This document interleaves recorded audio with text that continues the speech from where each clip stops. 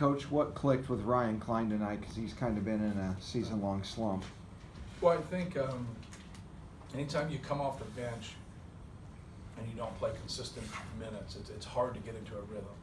I think it's something a fan doesn't quite understand when you get 2 to 3 shots a game, and you're a jump shooter primarily.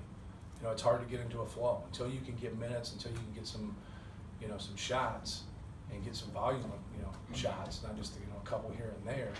And he was able to knock some shots down today and get a little bit of rhythm, and he played more. And good for him. He's a good player, and he's been a real valuable player for us. Coming off the bench last year, he started some, and just doing a lot of little things. He's he does more than just shoot the basketball. Obviously, Pardon was a problem today, just his ability to hit those jump shots. Just what did you guys expect defensively that went counter to what maybe you were expecting, and maybe the way you guys capitalized with Haas together? Well, I would do it again. You look at what Bryant McIntosh has done in his career, and I got a lot of respect for Bryant McIntosh, but we're getting the ball out of his hands. If they want to make a bunch of long twos from Derek Pardon, he'll hit one, every 2 or 3 games, then they can have them. I about had to stick my foot in my mouth. I said, Derek Pardon's not going to beat us with twos, and he about did. But give Derek credit. He's a veteran player in our league. To come in here and get 20 and 8 and 4 assists and no turnovers. I mean, he's a good player. And but I have a lot of respect for Bryant McIntosh, and I feel like he makes them go. And I just wanted to try to box him in as much as possible and get the ball out of his hands. And they got a hot hand, and then they stayed with it. And so you can't. A lot of times in coaching, there's you don't want to open up the box for everything to where you're getting threes, you're getting twos, you're getting drives, you're getting to the free throw line. If they're shooting a bunch of jump shots, they're not going to go to the free throw line. And they about made some, but we really wanted to guard the arc. We really wanted to box in McIntosh. But they played outstanding. This was their best game of the year. There's no question about that. Was PJ trying to foul McIntosh? Yeah, he said he fouled him, but the TV people said he didn't. So, tape normally doesn't lie. I've had a player tell me stories before. But we've done it every which way. We've proven we can mess it up every which way. So in Taiwan, we had a game where we fouled on purpose, and we did. And they made the first, missed the second. We didn't get the rebound. They got it, scored. We go in overtime against Israel. We've had it where it's 18 seconds, and we thought it was too much time, or I should say I thought it was too much time, and we just don't get a switch. Tennessee hits a 3, puts it in overtime, and we lose that game. Why we didn't get a clean switch there, I don't know. But you guys obviously saw it today, so I don't need to talk about it. But I do know this. If I make a decision to do something and we do it and it doesn't work, that's on me. But when we make a decision to do something, we have to do it. You have to do your job. And so we told all the officials we're fouling. We told those guys, whoever's guarding the ball and they cross half court, we're fouling. And he swore he did, but there's only one person that matters, and that's the official. And he didn't think it was enough. There's no doubt he hit him, but he didn't think it was enough.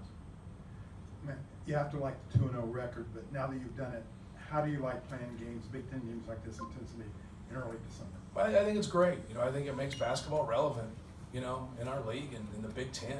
It's a lot of times, hey, let's wait until January and then basketball season starts. Like, we've played 15 games. Basketball season started. Basketball season started on November 13th, and so us playing 3 weeks after that. The thing that I enjoy about it, and obviously it's better when you win, but whether it's a scrimmage or a game, we've played West Virginia, we've played Tennessee, we've played Arizona, we've played Louisville, we've played Northwestern, and we've played Maryland. I think, that's going to get you ready, and that's what you want.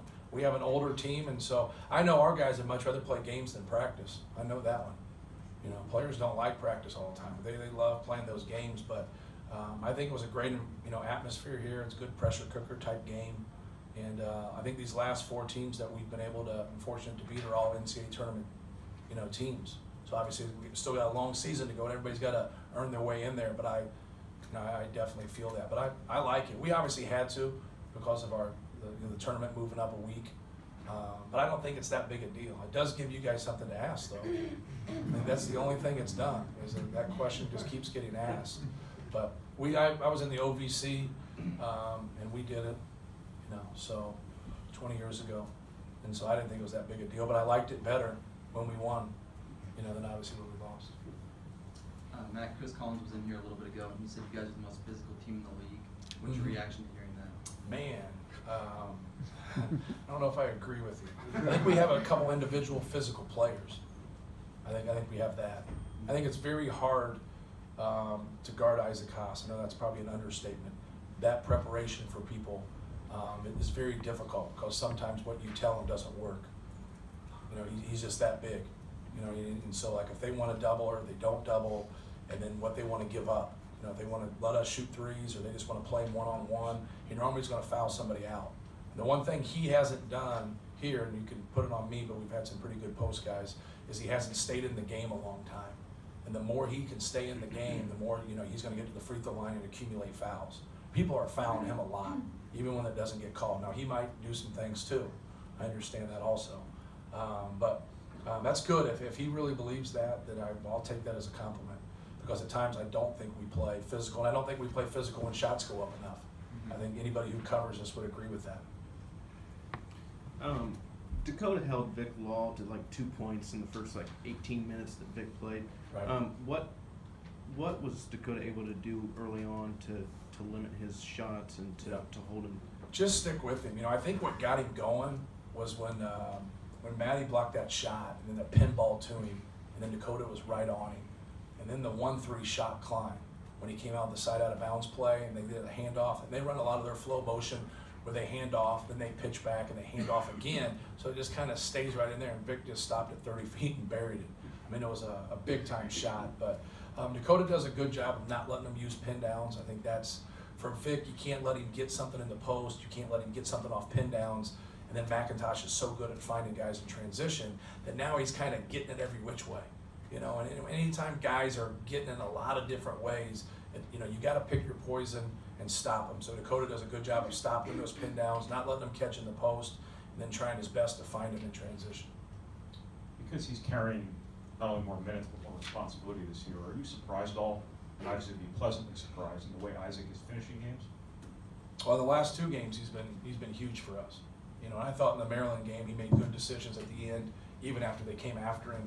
And if we could have made a couple of those shots, it really would have opened up some things. But, you know, his ability to make free throws, I think, even though tonight it lowered his percentage, but he came into the game shooting over 80%. So when you're, you know, that good of a low post scorer and you can make your free throws, but I was, you know, pleased. I think it's the most rebounds he's had all year, and had 9. So I thought that was a great stat. He has 1 turnover, which is great, and then his ability to, you know, kind of close out the game and make plays. And any miss there down the stretch, it probably cost us the game. And he was able to either get fouled or make a play. Even when Ryan hasn't been making shots recently, or even getting the chance to take shots, seems like he's been contributing in other areas. Right. Hustle defense, so maybe you've been getting what you want from him Yeah. in non-offensive ways. And that's Yeah, he's done a good job. You know, it's just, like I said earlier, it's hard to get into a flow. I thought, you know, he stepped up tonight and really played well, but he got to his, you know, to his credit, like, you know, he got an opportunity too. And he got more minutes, and so, you know, he's always been a guy that when he does get an opportunity, he gets consistent minutes, he plays better. We just have a loaded backcourt, and so it's really hard to get. But I thought No Joe Eastern really helped us tonight. I thought he did some good things. He took care of the basketball, you know, made a couple plays there for us on the defensive end, had a nice drive that he got fouled on. I thought he gave us some good minutes also. Last one right here. Coach, last year Northwestern came in here, they were playing without Scotty Lindsey. And then he was still sort of working himself back into shape when you guys came to Johnson. What was the plan with him today? He got 17 points, but took 17 shots to get there.